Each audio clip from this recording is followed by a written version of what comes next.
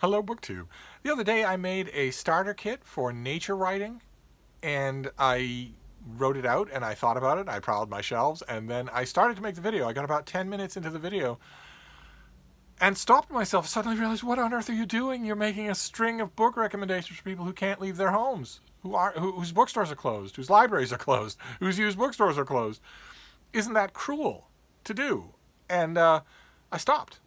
I stopped the video and put it away. And then in my Q&A, I did a Q&A recently, and I brought that up, and I've been hearing about it ever since. People saying, just because we're not going to bookstores doesn't mean we don't want starter kits. Doesn't mean we can't add them to our library list. Doesn't mean that ebooks don't exist.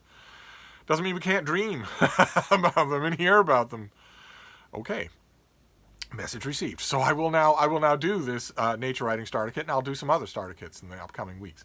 When we're dealing with nature writing starter kits, I thought the first place to start would be with the history of nature writing, because humans have been writing about nature as long as humans have been writing. And there's one book that really does a great job of bringing that all together. It does that great job at the cost of being 1,400 pages long, so you can't really carry it around with you. You can't really read it particularly comfortably in bed on top of you. At least the printed version, the ebook. If it's an ebook, that will be no problem at all. And it is Encompassing Nature, which was edited by Robert Torrance in 1998. It's a gigantic, beautifully done book that is a source book for thousands of years of humans writing about nature, and you will find stuff in there that will lead you on infinite number of paths. It is a great feast of references for you to hunt down depending on what strikes your fancy. So that's a big anthology that I wanted to mention. But when it comes to nature writing, there are lots of other good anthologies and collections. I wanted to mention a couple more of those for number two. And for number two, we'll mention two books. The first one is the Norton book of nature writing, which was edited by John Elder and the great Robert Finch. And it on the surface looks the same as many, many, many other volumes of nature writing. It just happens to be my favorite. I think it's a really, really good balance. And I also want to mention a collection by one person, Ted Williams. Not the baseball a-hole Ted Williams, but the nature writer Ted Williams, who wrote a book called Wild Moments. I don't think it's still in print, but it is well worth your time if you can find a copy. And that's one of the things that worried me about this whole thing the first time I did this, is that something like Wild Moments will certainly not be an ebook. I mean, why would anybody bother to make an ebook out of backlist for somebody you know has ever heard of? I don't know, one way or another. But there'll be no problem with the third book on our list, because next, when we move from anthologies to books about nature writing about specific regions, there are an infinite number of these. But there's one that I want to recommend. You will already have heard about it. It's The Maine Woods by Henry David Thoreau, which is beautiful. His book on Cape Cod is also beautiful, of course, the Merrimack River book that he wrote, and Walden. but The Maine Woods does it for me the most. I think that is when he is at his most eloquent. And The Maine Woods, I'm sure, is out of copyright. I'm sure you could get that at Project Gutenberg. Then once we've done historical, and then we've done anthologies, and then we've done regions. Now I thought we'd move on to specific kinds of animals, because that's the kind of nature writing everybody knows about. And we will, of course, start with birds, because birds have commanded an enormous share of nature writing over the centuries. An enormous share. I'm leaving out a lot here. I'm leaving out Natural History of Selborne. I'm leaving out Wild Whales. I'm leaving out a whole bunch of classic books on birds, on other animals, on nature itself. This is just in the nature of a starter kit and, / my favorites. And for birds, I want to mention a few. First I want to mention an overview. And it's not a scholarly thing at all. It's The Life of Birds by David Attenborough, who was famous already as a nature documentary maker, and then did Planet Earth, which shot him to even greater heights of fame. If you have not seen Planet Earth, allow me to add my voice to a chorus that includes the last two popes and the late Christopher Hitchens. Allow me to add my voice to the chorus of people saying, you really shouldn't miss Planet Earth. Go and see it. You really should. It might be on Netflix. I don't know. But anyway, long before David Attenborough did that, he did a documentary on birds, which is his main passion, and wrote the companion book, The Life of Birds. And The Life of Birds is wonderful. Absolutely wonderful. But I also want to mention some other bird books. That'll be for number 5 here. And that is books that get, I'm sorry, I'm patting the bean while I'm doing this, probably apropos of a nature writing day. That is books that get up close and personal with birds. By far the best-selling and most famous example in recent times would be H is for Hawk by Helen Macdonald. But I want to recommend 4 others, all of which you've heard on this channel before. I love them, so I want to recommend them again. The first one is Owl by William Service, a slim book in which the author adopts a little owl and learns its nature, learns all about its personality. Then the next one is by Margarete Corbo and Diane Barras. It's Arnie the Darling Starling, where they adopt a starling and bring it into their home. And it was a classic when it came out. Everybody loved it, deservedly so. The next one is fairly recent. It's by Julie Zickefoose, and it's Saving Jemima, which is about someone who, again, adopts a little bird, adopts a blue jay, and muses on what that is like.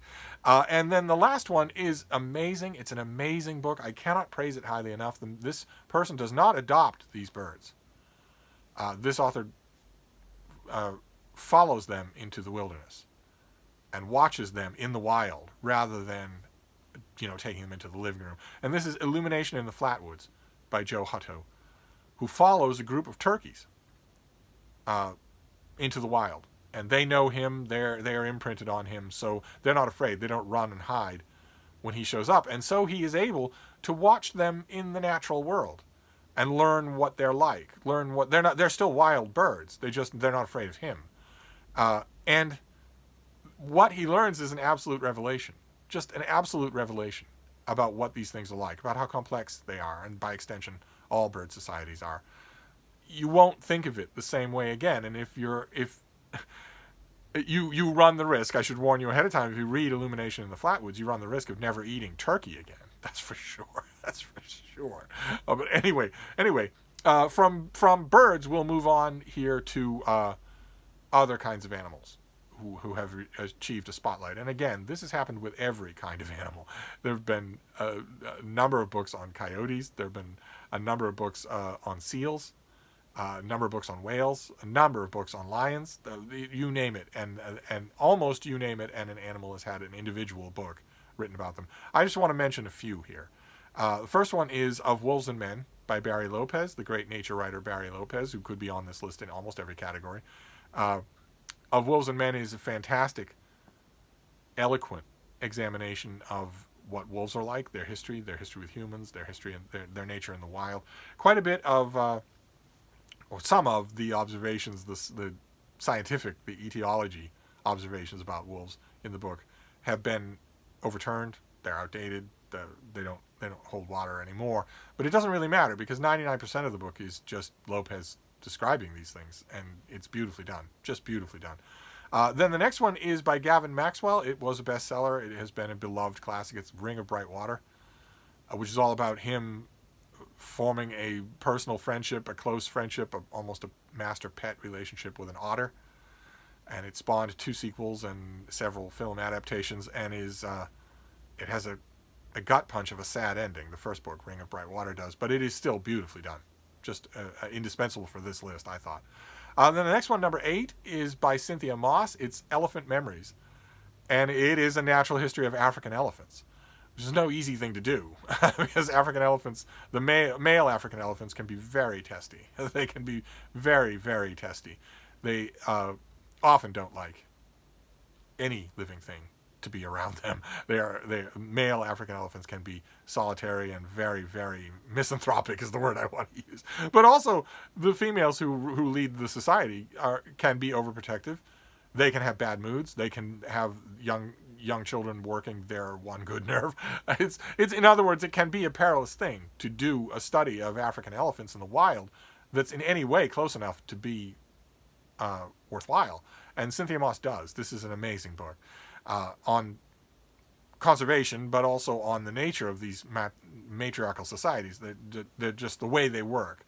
And Cynthia Moss does that in large part, but in the only way that you could, by sticking around, by watching as time goes on, and watch the leadership roles and the caretaking roles and the surrogate parenting and whatnot. An amazing book. I don't know if it has a digital copy, but well worth your time we have to assume, right? We have to assume that sooner or later, someday, we will go back to bookstores. That someday we will go back to hugging each other and when we meet each other on the street. We have to assume that. So you can make these, you can put these on your list even if you don't have access to a digital copy. And then the last of the individual animal books that I want to mention is a bit of a hard sell. It was for me. It's about rattlesnakes. It's about specifically one population of rattlesnakes in Blue Hills Reservation here in Massachusetts. If you go to the highest point in the Blue Hills Reservation, if you hike to the highest point there, you can see the skyline of Boston. And from the highest point here in my area of Greater Boston, you can see the Blue Hills Reservation on a real clear day. And yet there's a population of rattlesnakes that lives there. They're not just for the American West. And you might think what I did when I first heard about this book, that there's no way you can make this anything I want to read. I have been bitten by rattlesnakes more times than I can count, and virtually every kind of rattlesnake in every subspecies. In fact, I think pretty much the only subgroup of rattlesnakes I haven't been bitten by are the ones that live in the Blue Hills Reservation. I never even heard one, but it works. You wouldn't think that it does, but it does. It's called Landscape with Reptile by Thomas Palmer, and it is a fantastic book. I don't think you'll come out of it loving rattlesnakes any more than you went in, but boy, oh boy, will you know about them.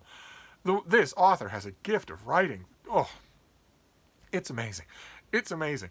I should warn you ahead of time, if you're interested in Landscape with Reptile, that it opens with a long passage that is designed to separate the plebes from that. It's designed to test you. There's a certain scene like that in Gravity's Rainbow by Thomas Pynchon. It doesn't come right at the beginning, but it was very carefully designed by its author to pare away anyone who's not committed to this book. It involves eating something. Some of you who've read Gravity's Rainbow will know what I mean. And Landscape with Reptile starts with that. It starts with a scene of what it's like to be an animal that is bitten by a rattlesnake and consumed by one. And if you can get through that passage, it's beautifully done. I loved it. Absolutely loved it. If you can get through that passage, this is a book for you. So those are going to be the individual books that are devoted specifically to certain kinds of animals. I could have made that endlessly. There are whole books devoted to one kind of beetle. But I thought we'd move on. I thought we'd finish out this list with conservation.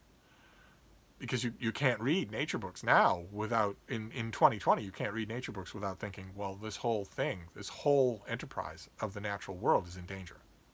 It's full of plastic. It's full of toxins. It's constantly having its natural habitat restricted by active logging and farming on behalf of humans, by active bushmeat trade where humans just go out into the woods and kill anything that's alive to cook it and eat it, or even just eat it without cooking it, which gets you all sorts of viruses that cross over into the human biome because of that, because you've done that, because you've eaten a bat or a pangolin. But also because human agriculture and simply human negligence causes massive wildfires that destroy whole populations of animals, almost whole species. So you can't read nature books in the 21st century without thinking of conservation. So I want to add one book, and in the 21st century, there have been a slew of great conservation books. We've seen a lot of them on this channel, but I want to mention an older one, an author who was dedicated to the cause of conservation when no one was thinking about it, when everyone in the world thought that the whole natural world was infinite. And that is Rachel Carson, of course. And the book I want to recommend is not Silent Spring. Silent Spring is it's synonymous with her name, and I love it, don't get me wrong. But Silent Spring has a very specific agenda about pesticides, certain kinds of pesticides, how they're used, how they propagate in plants and in the natural world. And I have found when I recommend Silent Spring to people, when people ask me what is a good nature writing book, what's a good conservation book, or they ask me, I've heard that this is the greatest conservation book of all time, should I read it? When I've recommended it to them, it tends to fall. It tends to fail in a way that I don't want it to. I'm not taking anything away from the importance of Silent Spring. It's one of the most, as a single book, it has one of the most widespread real-world impacts of any book that's ever been written. But I want to recommend a Rachel Carson book that isn't silent. I want to recommend The Sea Around Us. which is not quite so specific agenda driven, and yet is still all about conservation. So I want to recommend the Sea Around Us if you can find a copy of that, probably a digital copy. And that is it. That is a nature writing starter kit, and you have to notice right away who's not on here. This is immersive. I could have gone to 100 titles. I could have started with Aristotle, which I don't like him. His nature observations are sometimes very good. I could have written about the voyage of the Beagle. Annie Dillard's not on this list, and many, many others. David Quammen's not on this list. I love him. I love his writing to death. I just thought these are good places to start. Good, accessible places to start. I could have gone on much longer, but this is not. That'll wrap up this starter kit. And I want to stress. I know that I've gotten permission here. I always forget. And then I'm pleasantly reminded that we all get each other here. With very few exceptions, we all get each other here. So I need not have been overcautious when I did the first version of this starter kit, because you would know that I'm not taunting you, right? We know each other. You would know that I'm not taunting you, that I'm not Satan incarnate. You would know that. But I want to stress again, this is put these things down, write them down. If they strike you of interest, go and look them up online, learn all about them, and when we are free to shop for books again, you'll have them on a list somewhere. Or if you're okay with ebooks, then you'll be able to see which of these have ebooks and download those. I have a feeling that this international pandemic and the way of lives that are changing might acclimate a lot more people to ebooks. Could be. We shall see. I'll be interested to see how that works. But anyway, I'm going to wrap this up for now. That is a starter kit for your day, but I'll be back. Thank you, BookTube.